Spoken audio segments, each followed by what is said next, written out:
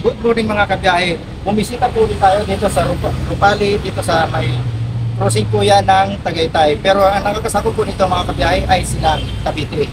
So, dito sa Rupali, meron ulit tayong review. Ito yung Barako, which is ito yung nataguriang pang-atak na pangmalakasan. So, tara, let's go.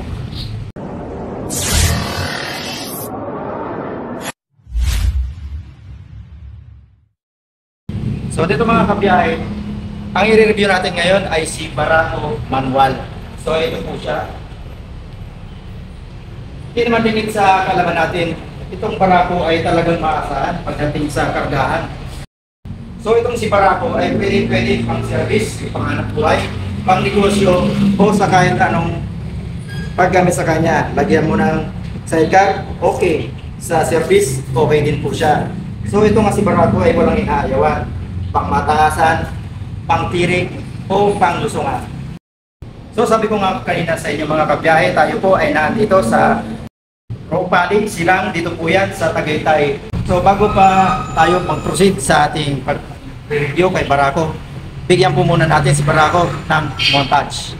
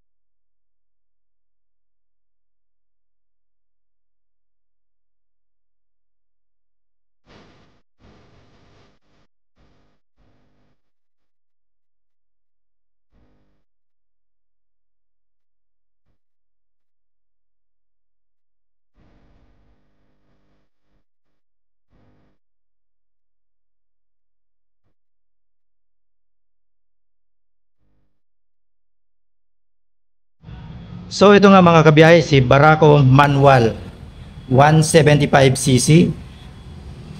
Ang ilaw po niya ay gumagamit siya ng halogen bulb, at yung mga turn signal po niya mga kabiyahe ay meron po siyang ordinary bulb. Ito naman ang kanyang taillight mga kabiyahe, na naka-ordinary bulb yung kanyang taillight, at meron din naman siyang additional na reflectorize. At ito nga pong si Barako ay hindi na kagaya nung dating naunang Barako na iisa lang po ang makikita nating board instrument, dahil ito po ay may dalawa na. Meron na rin po siyang fuel indicator. Yan po yung mga rini-request na mga Barako user na kailangan magkaroon daw ng fuel indicator. So ayan, sinagot na kayo ni Barako. Andito na yung inyong rini-request, at ito naman po yung kanyang speedometer, odometer, at ito po yung indicator ng ilaw, ng neutral, at ng mga turn signal. O ang kanyang ignition switch ay ganun pa rin, nandito pa rin sa kanyang head. At si Barako 175 ay nakadesign nga sa pangkargahan. So ito, may makikita kayo ditong butas na kagaya nito. Ito yung linalagyan ng bolt na para sa sidecar. Kung mapapansin nyo rin mga kabiyahe, ang makina nito ay sobrang laki. So kung tatanungin nyo kung ilan bang kilometer ang tinatagbo ng per liter nito, sa ngayon ang masasagot ko sa inyo, dahil isa rin po ako naging user ng Barako 175, yun nga lang ay yung lumayon. So ang maisasabi ko lang sa inyo ay umaabot po siya ng 32 to 35 kilometer per liter. Hindi ko lang po sasabi sa inyo ang consume nitong bagong labas ngayon ng Barako na manual, kung ilan ang fuel consumption niya. So ito makikita nyo dito mga kabiyahe, pagdating sa kanyang fender, ito po ay may metal. Ayan, metal po yan, hindi po yan plastic, at napakakapal. At ito naman ang kanyang fender dito sa hulihan. Ito po ay hard plastic, hindi po siya metal. Pagdating naman po sa kanyang exhaust, ito yung makikita nyo, naka matte black na siya. At meron din siyang cover na metal din. So kung mapapansin niyo mga kabiyahe, hanggang dito lang yung kino-cover niya. So hindi ko lang alam kung itong dulo na to is umiinit or hindi na. Kasi bakit dito lang nalagyan ni Kawasaki. So comment down na lang kung umiinit ba to sa ating comment section. Pagdating naman mga kabiyahe sa kanyang braking system, si Barako 175 ay gumagamit ng drum brake sa hulihan at maging sa unahan. At ang ginamit po niyang suspension sa unahan ay telescopic fork. At syempre pa dahil ito po ay isang Pantra motorcycle, ito po ay naka-equip ng multiple swing shock absorber. So dito mga kabiyahe, kung mapapansin ninyo, naka-high speed yung kanyang sprocket dito sa hulihan. Dahil nga po, si Barako daw ay mabagal, kaya linagyan ni Kawasaki ng high speed na sprocket. At sinabi ko nga po kanina, si Barako po ay nakadesign din pang kargahan. Kung kakargahan nyo po ito na ito ang gagamitin yung sprocket, pinarusahan nyo po ang inyong motor. Dahil ito po ay hindi kakayanin niya yung mga maraming karga pag ganito po yung sprocket niya. So ito pong sprocket na ito ay para po sa mga single pole lamang. At kung makikita nyo mga kabiyahe, meron po siyang cover yung kanyang pong chain, which is good para kung nalalaglagan ng dumi or tubig, hindi agad-agad mapupunta sa kanyang chain, which is yun yung sumisira sa ating mga kadena. Mga kabiyahe, ang tangke ni Barako 175 ay napakalaki. Ito po, more or less may laman po ito ng 8 to 10 liters. Comment down na lang mga kabiyahe kung nakagamit din kayo nito at kung ilang liters ang laman ni Barako. At bibigyan ko na rin kayo ng tip para dito po sa Barako. Ang Barako po natin mga kabiyahe ay may tatlong uri. Ito pong pinipicture natin ngayon o rini-review, ito po ay manual na Barako. Meron po siyang electric starter, yung isa pong variant ng Barako, at meron din po siyang Barakong FI. So na-upgrade na rin po yung Barako natin ngayon. Dahil po sa kanyang pag-upgrade, syempre po magkakaroon din po ng price increase po yan. So nagkakaiba po sila sa mga presyo, pero sa mga specs, ganun pa rin po, pwera lang po sa pagiging FI at carburetor. At syempre po, pagdating sa fuel consumption, ibang-iba pa rin po ang FI compared po sa carburetor. Ito mga makikita dito, ito yung kanyang busina at ito naman po yung kanyang pinaka on and off ng kanyang fuel tank. At dito naman sa side na ito, dito nakalagay yung kanyang battery. Bubuksan nyo lang ito, makikita nyo na dyan yung battery. At meron din po dyang maliit na box para ilagay natin yung ating mga tools. At heto naman yung kanyang footrest para sa kanyang OBR na iba na rin sa naunang Barako dahil yung naunang Barako nakadikit mismo dito. So ngayon inangat niya. At ito naman ang kanyang shifter. May kulay na rin siya. Dati wala, naka-chrome lang. At ito naman ang kanyang kick starter.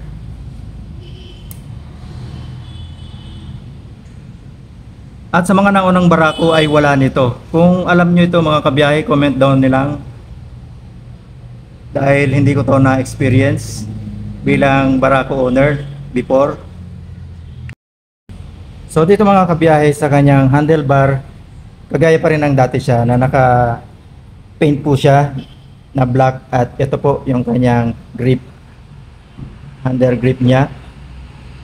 Maganda, kapit na kapit yung ating kamay at ito naman yung brake niya sa unahan. At pagdating naman dito sa kaliwa, meron ditong switch na para sa busina. Sa turn signal, left and right, pag pinindot sa kanan, mag-uupo siya. At ito rin yung kanyang high beam and low beam para sa ating headlight. At ito nga pala mga kabiyahe ay naka-equip ng hazard. So hindi na tayo kailangan magpa-install para sa hazard. So ang sukat ng gulong nito mga kabiyahe ay meron siyang sukat na 2.75 by 17. At pagdating naman sa likuran mga kabiyahe, meron siyang sukat na 3.00 by 17. So, punta na natin mga kabiyahe ang kanyang displacement. Ito po ay merong 177cc at meron po siyang 4-stroke, single overhead cam, single cylinder at naka-air cooled mga kabiyahe. At pagdating naman sa bore and stroke mga kabiyahe, meron po siyang 65.5 by 52.4 mm. Ang compression ratio mga kabiyahe ay meron po siyang 9.3:1. At ang starting system niya mga kabiyahe ay gumagamit lang itong pinipicture natin ngayon ng kick starter only. At ito po ay naka-carburetor. Ignition system niya mga kabiyahe ay CDI. At ang fuel capacity ng kanyang tangke ay umabot po siya, sabi ko nga po kanina, ay 8 hanggang 10 na litro. At ang kanyang length o haba, meron po siyang 79.13 inches. At ang kanyang lapad, meron po siyang 30.9 inches. At ang kanyang seat height, meron po siya 35 inches. At ang kanya pong overall height, mga kabiyahe, umaabot po siya ng 41.73 inches. At ang kanyang ground clearance, meron po siyang 5.70 inches. So tunguhin natin mga kabiyahe ang kanyang presyo ni Barraco Manual 175. Ito po ay merong presyo sa cash na 93,615 po. Ito po ay presyo para po sa manual. Kung kukunin nyo mga kabiyahe sa installment, para po sa 3 years, magda-down po kayo ng 5,700. Para po dito yan kay Barraco. At magmamantli naman po kayo ng 5,343 pesos. At may less po yan kung updated po kayo sa pagbabayad ng 700 rebate. So, ang laki. Ang laki ng maliles kung updated po kayo. At pagdating naman mga kabiyahe sa 2 years, ito po ay merong 11,400 sa down payment. Kung napapansin nyo mga kabiyahe ay nagbabago ang kanyang down payment based po sa kung ilang taon po ninyo kukunin. At magkakaroon kayo ng monthly sa loob po ng 2 taon, 6,470 pesos. At kung updated po kayo magbayad dito sa Ropali, dito po yan sa Silang, malapit po yan sa Olivares, may less pa po yan ng 500 pesos. At ito naman po para sa 1 year, magkakaroon po kayo ng down payment ng 22,700 pesos. Sa 1 year po yan mga kabiyahe. At magmamantli po kayo ng 9,514 pesos. At kung updated po kayo sa inyong pagbabayad, magkakaroon po kayo ng rebate o less na 300 pesos up to 400 pesos. Ang mga previous po nila dito mga kabiyahe, sabi ko nga kanina ay meron po silang 3 years registration po dito. Pati na rin po yung TPL, which is ito po yung third part liability. At meron din po kayong pre-helmet. At meron din po sila ditong 1 year warranty free. At ito pong Barraco mga kabiyahe, no, yung nabanggit ko po kaninang sprocket ay sobrang maliit. Ito po ay nakadesign para po sa service. Dahil po pag linagay ni Barraco o ni Kawasaki yung kanyang standard para sa kanyang pangkargahan, ay talaga naman iiyak ang makina niya dahil napakalaki po nun, 48 teeth. So ito pala si Barraco, ito ang kanya nakakabit, 30 teeth, 33 teeth po yan. Ayan o. Ito po, 33 teeth. So ito pala ay may libre din na kadena o chain at sprocket para dito sa hulihan. kung kayo po ay bibili ng Barako.